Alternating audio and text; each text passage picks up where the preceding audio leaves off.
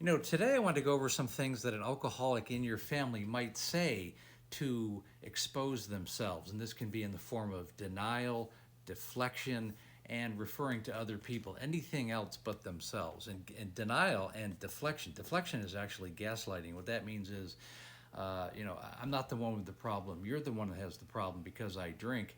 It's the government's fault. It's my parents' fault. It's my siblings' fault. It's our children's fault. It's my spouse's fault. It's my childhood's fault.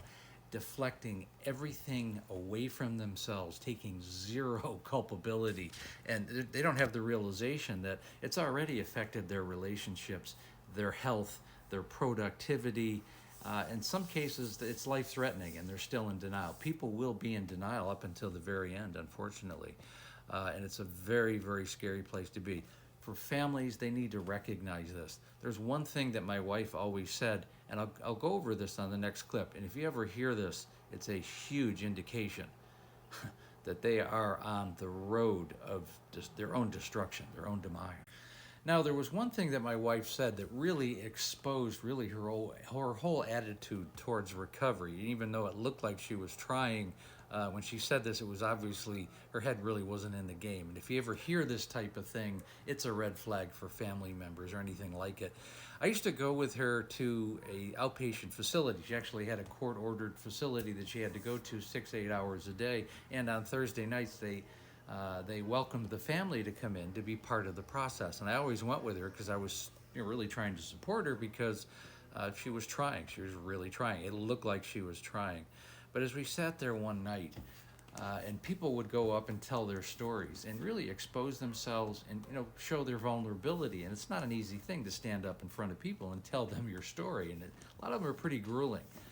I remember one time she sat there next to me and she whispered, she goes, I might be bad, but I'm not as bad as those people.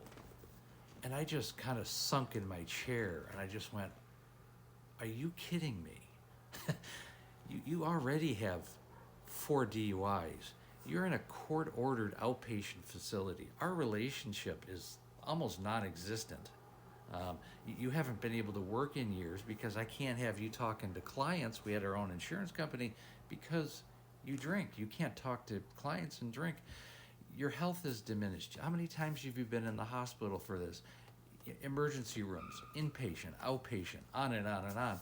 But you're not as bad as these people. You drove your car through the front of our house twice, but you're not as bad as these people. And it was so telling that she was not 100% vested into her own recovery.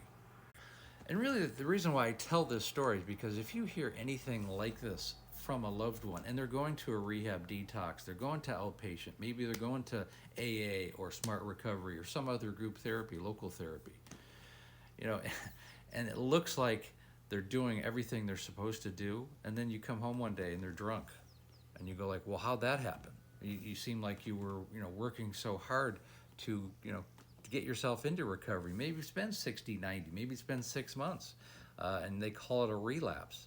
No, the truth is they never gave 100% to the process. They just didn't. They thought they were kind of above it. The group therapy was below them. A lot of people go through this. It's not for them because it takes work and it involves having to get involved in your own head and understanding the origins of why you're drinking at all. You have to face yourself, and that's very difficult for a lot of people. I mean, there's more elements to it, but unless you're 100% committed to the process, there's a high chance that it's not going to be successful. And family members need to recognize that.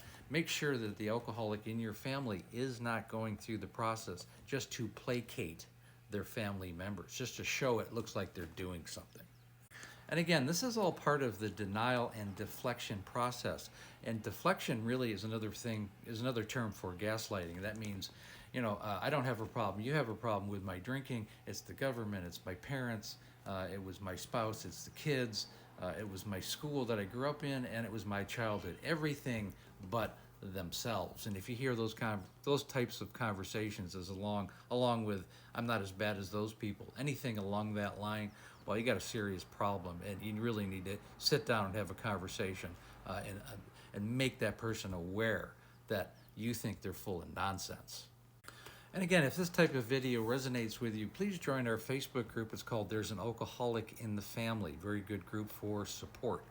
And again, I go live every night, Monday through Friday, right around 6 o'clock Pacific Standard Time, 9 o'clock Eastern Standard Time.